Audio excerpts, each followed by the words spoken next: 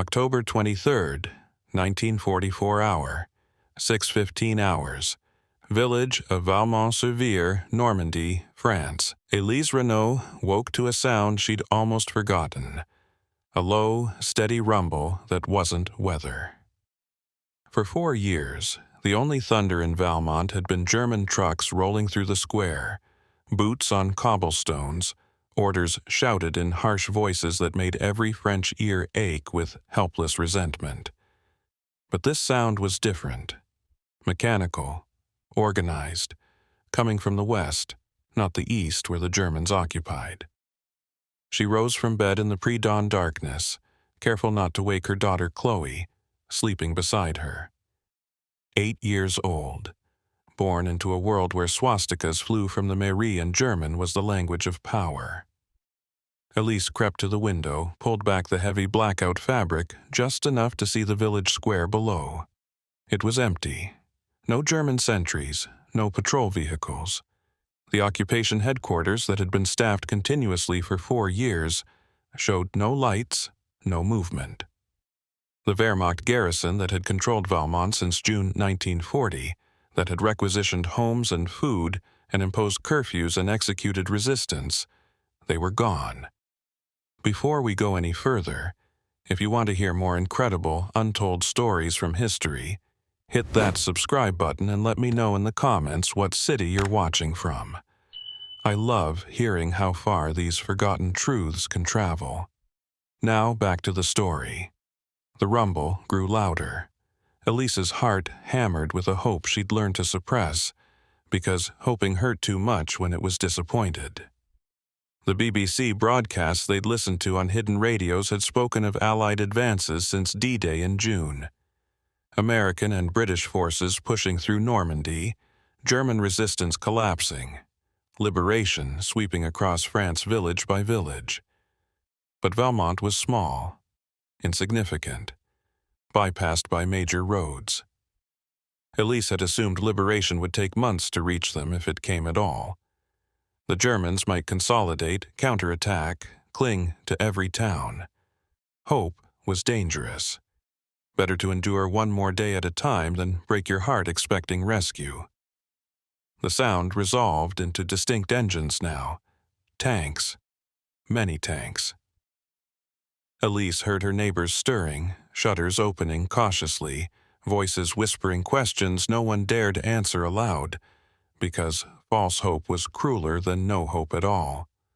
Then she saw them. American tanks rolling into the village square, their engines rumbling like mechanical heartbeats, announcing that France was breathing again. Stars painted on their sides, white stars on drab olive paint, the most beautiful symbol Elise had ever seen. Soldiers riding on the tanks, rifles slung casually, looking tired but alert, scanning windows and rooftops for threats. Elise's hand flew to her mouth, her vision blurred with tears. 4 years. 4 years of occupation, of German soldiers in her streets, of fear and hunger and watching neighbors disappear to Gestapo cells. 4 years of teaching Chloe to be quiet, to be invisible, to never speak about the hidden radio or the Jewish family they'd sheltered for 3 months before the resistance could move them. 4 years of surviving each day while freedom felt like a fairy tale from a world that no longer existed. And now, Americans. Actual Americans from across the ocean who'd fought through blood and fire to reach this insignificant French village were here. Liberation wasn't coming. Liberation had arrived. Chloe woke, frightened by her mother's crying. "Mama, what is it?" "Nothing," Elise whispered, pulling her daughter to the window. Look who is in our square." Chloe stared at the American tanks, at the soldiers dismounting, at the stars that represented everything the swastikas had stolen. Her eyes widened with childlike wonder, undiminished by 4 years of occupation. "Are they the Americans? The ones from your stories?" "Yes, mon amour. They're real. They're finally here. Below, more villagers were emerging cautiously from homes, standing in doorways, afraid this might be some cruel German trick. Then old Monsieur Dubois, who'd been a soldier in the Great War, who'd watched Germans occupy Valmont twice in his lifetime, walked directly into the square. He stood before the lead tank and saluted, with tears streaming down his face. An American soldier jumped down from the tank, young enough to be Dubois' grandson. He saluted back, then extended his hand. Dubois clasped it, said something Elise couldn't hear, and the American soldier smiled. That smile, that simple, genuine smile from a liberator to a liberated, broke the dam. People flooded into the square, crying, laughing, shouting "Hail to America" and "Merci" and "Liberté." Church bells that had been silent for 4 years suddenly pealed, the sound rolling across the countryside announcing to every French ear that one more village was free. Elise grabbed Chloe's hand. "Come, we must welcome them properly." The 4 years before, to understand what liberation meant to French civilians, one must first understand what occupation had stolen. The Germans entered Valmont on June 22, 1940, 2 days after France's armistice. They arrived in trucks and motorcycles, established headquarters in the mayor's office, posted proclamations in German and French announcing that this village and everyone in it now belonged to the Greater German Reich. The occupation that followed was a systematic erasure of French sovereignty. Curfews prevented civilians from moving freely in their own streets after 9 p.m. Radios were confiscated to prevent BBC listening. Food was requisitioned for German forces, leaving French families subsisting on rations that barely sustained life.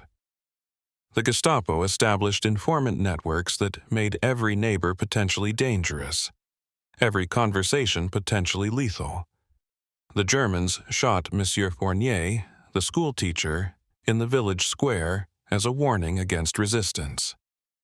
His crime, teaching French history, emphasizing Republican values. His execution, witnessed by every villager the Germans forced to attend, demonstrated the price of maintaining French identity under occupation. The statistics documented systematic oppression. French civilians killed in reprisals during occupation, approximately 35,000. French sent to labor camps in Germany, over 650,000. Daily caloric ration for French civilians by 1944, averaging 1,100 calories, a starvation level. Jewish French citizens deported from France, over 80,000. Fewer than 2,500 survived.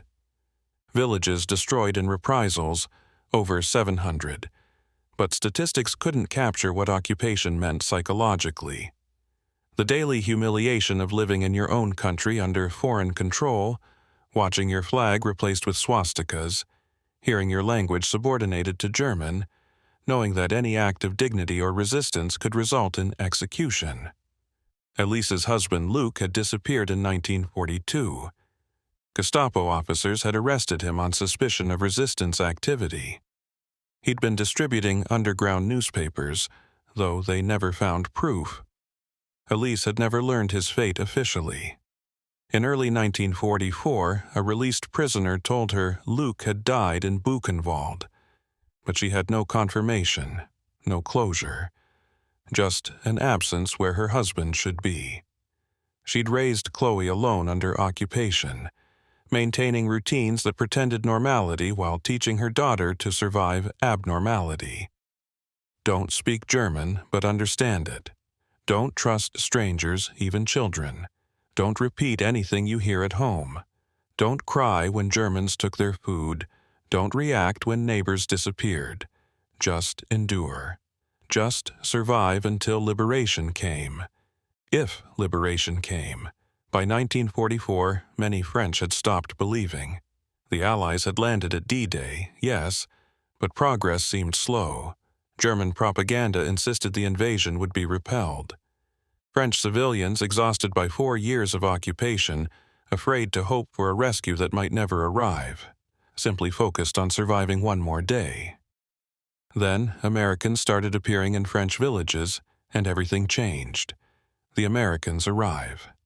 The American soldiers liberating Valmont were from the 5th Armored Division, advancing through Normandy following the breakout from the beachhead.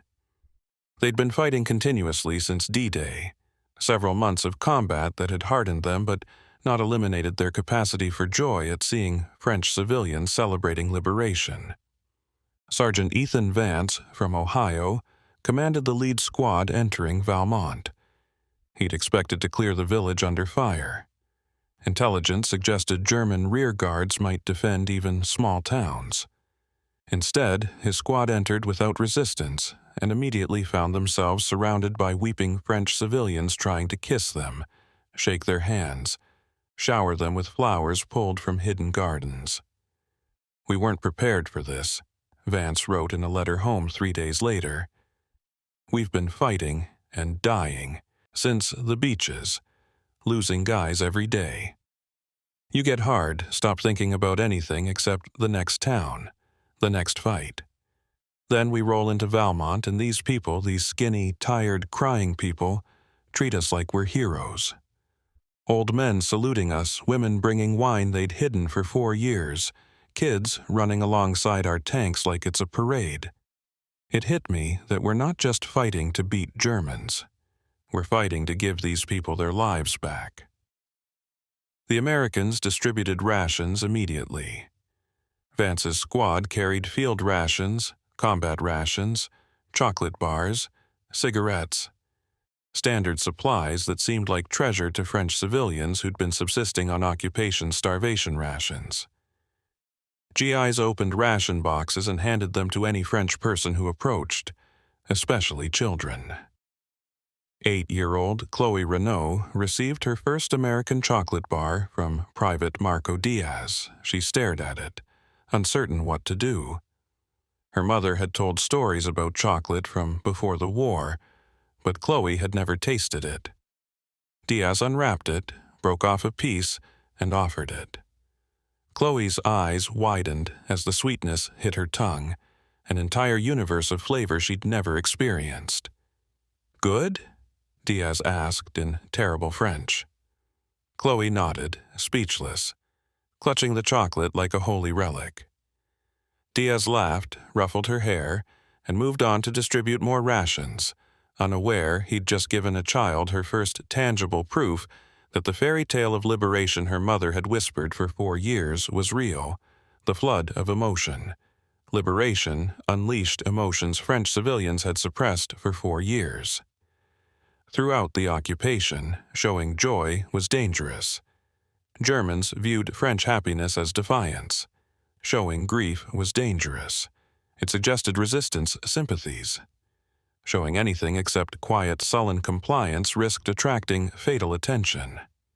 For 4 years, French civilians had learned to present blank faces while their souls burned with resentment and fear. Liberation broke that containment. People who'd maintained stoic facades for years suddenly couldn't stop crying. Men who'd survived occupation without breaking down now sobbed openly. Women clutched American soldiers and wouldn't let go, as if physical contact with liberators might prevent this dream from dissolving. Elise Renault found herself clinging to an American medic, Corporal Leo Tanaka from Seattle, trying to explain in broken English mixed with French that her husband was dead, that her daughter had lived her whole conscious life under occupation, that she'd stopped believing rescue would come, that seeing Americans in her village square felt like a resurrection. Tanaka, who spoke no French, understood anyway. He'd seen this in other liberated villages, the desperate need to tell someone, anyone, what occupation had been like, to have a witness to suffering that couldn't be contained any longer. He held Elise's hands, let her cry, and when she finally stopped, he gave her a clean handkerchief and 3 days' worth of rations for her family. "You're safe now," he said. in English she didn't understand, but whose meaning was clear anyway. "You're safe." The church bells continued ringing. Monsieur Dubois, who'd kept a French flag hidden in his attic for 4 years, brought it out and raised it on the flagpole in the village square. The sight of the tricolor flying where swastikas had hung made even the American soldiers pause. There was something profound about watching people reclaim symbols Germans had stolen, watching a nation remember it still existed. Someone found a hand-cranked phonograph and records that had been hidden. French music filled the square, songs that had been banned, melodies associated with Republican France that Germans had forbidden. People sang along, their voices rusty from 4 years of silence but growing stronger with each verse. La Marseillaise rose from hundreds of throats, defiant and triumphant and heartbreaking all at once. The price that showed. As the celebration continued, American soldiers began seeing the cost of occupation more clearly. Valmont showed physical damage. Buildings pocked with bullet holes, windows broken, infrastructure degraded by 4 years of German use and French inability to maintain it. But the human damage was worse.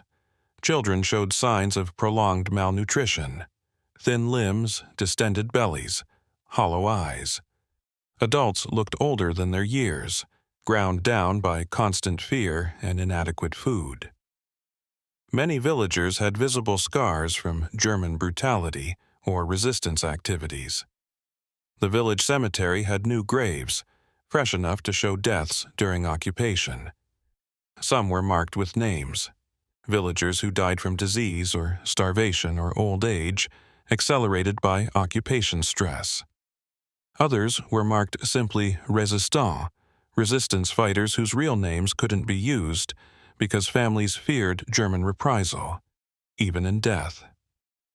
Lieutenant Owen Hayes, commanding the company liberating Valmont, wrote in his journal, "They're celebrating like we've won the war, but looking around, you see what they've lost.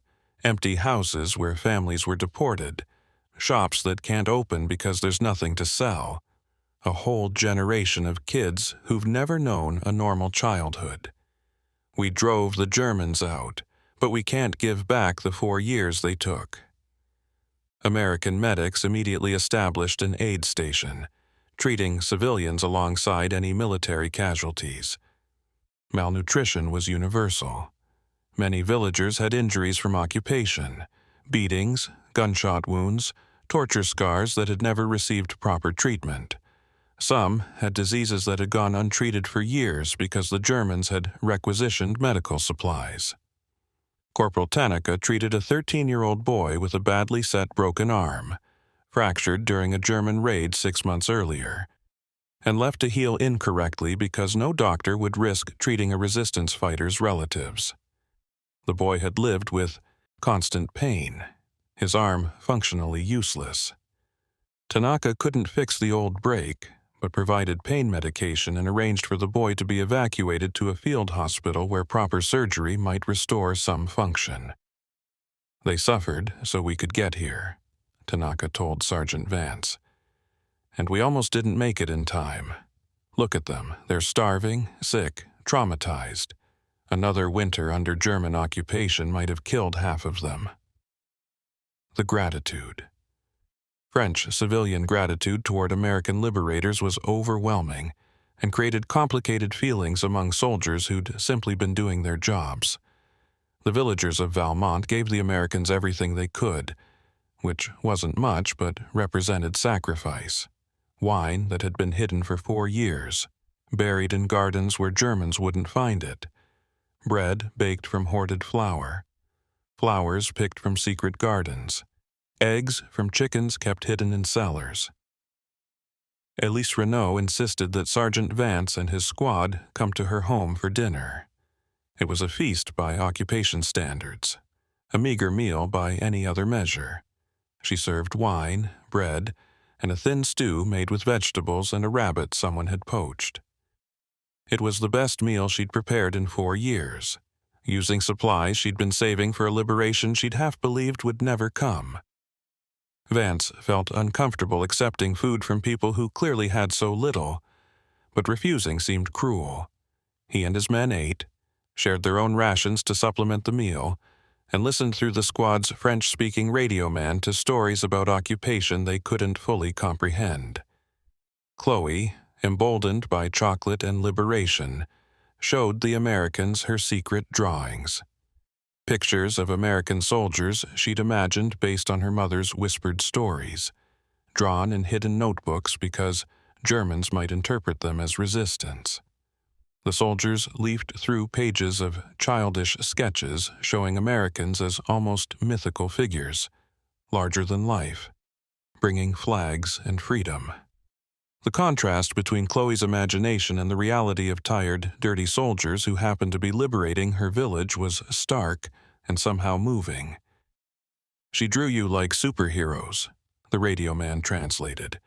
"We're just guys who got lucky to survive the beach," Vance said. "Nothing special. To them, you're everything," the radio man replied. "4 years they've waited for this. You represent hope staying alive against impossible odds."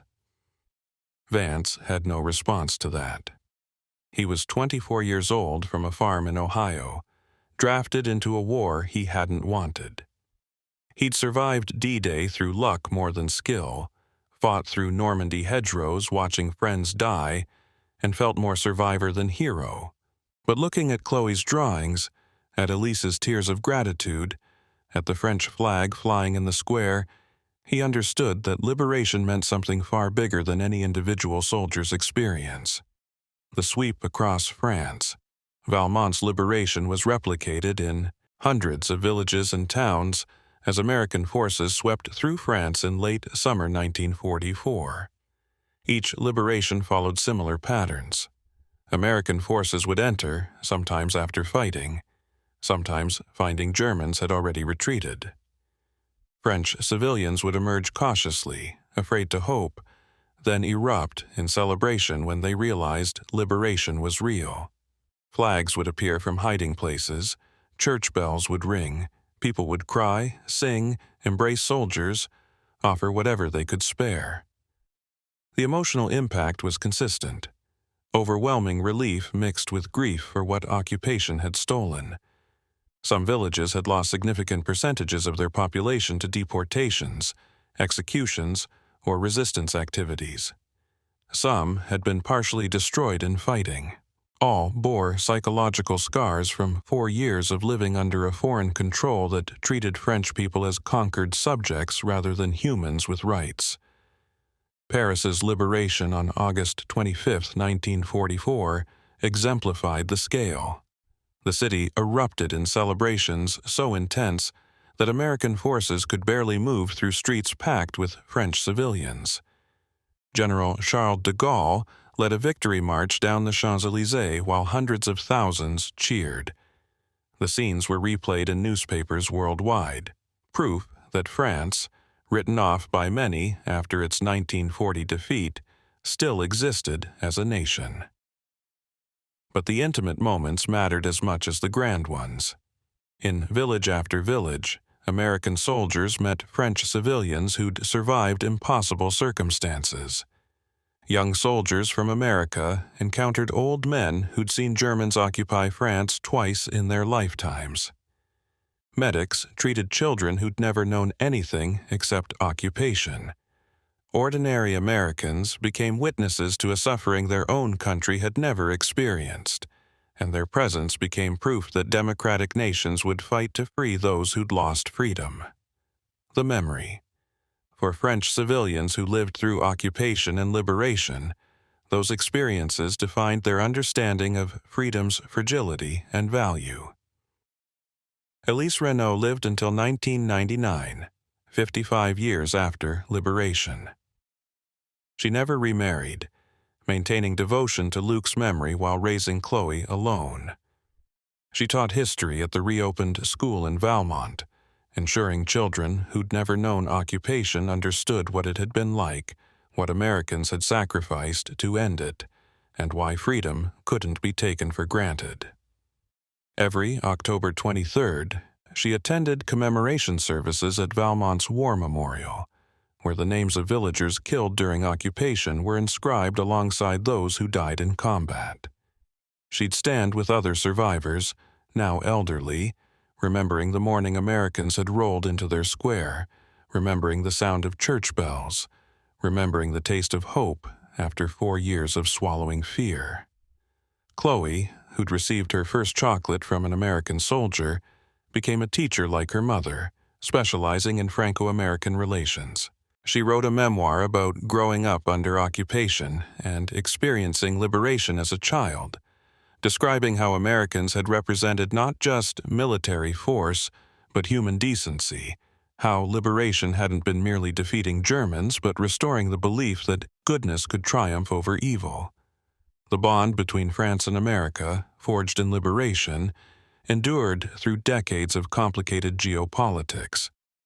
When Americans questioned whether helping France had been worth the cost, over 220,000 American casualties in the European theater, including many who died liberating French villages, French veterans of the occupation would answer with their presence, their gratitude, and their memories of Americans who'd crossed an ocean to fight for other people's freedom. Liberation's meaning transcended military victory or political outcomes.